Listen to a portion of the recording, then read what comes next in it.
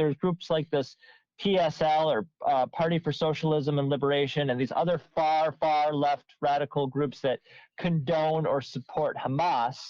And then the Democrats are not calling that out. The left is not calling out those types of people. And I could totally understand people being upset and concerned about people in Palestine and wanting a real true ceasefire. But it's like, okay, if you're supporting Hamas, if you're supporting terrorists, that, no, that's not okay. That's not for peace. That's not for a ceasefire.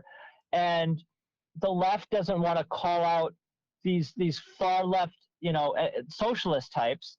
And so I do think that this whole Israeli-Palestinian conflict can have a huge effect on the election. And what I've been saying to some of my friends is, the left is already like a sinking ship. And I think of that scene in the ending of Titanic, as the ship is already going into the water, and the ship then starts to break in half.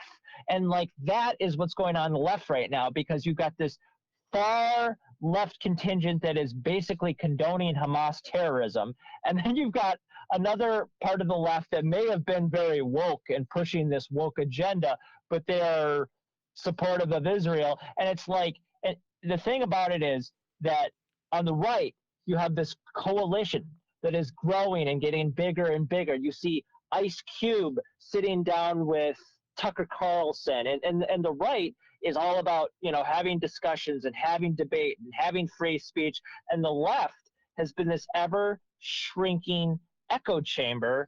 And in many ways, I guess you could say lefty, or a lefty libertarian-ish. I supported gay marriage 20 years ago. I supported the legalization of marijuana 20 years ago.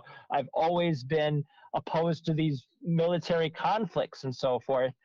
And yet the left in America has almost become like some sort of weird, it's like neoconservatives, but wrapped up in a rainbow is the best way I can describe it. That's an interesting observation there. And it's the left wing now that has become pro-war,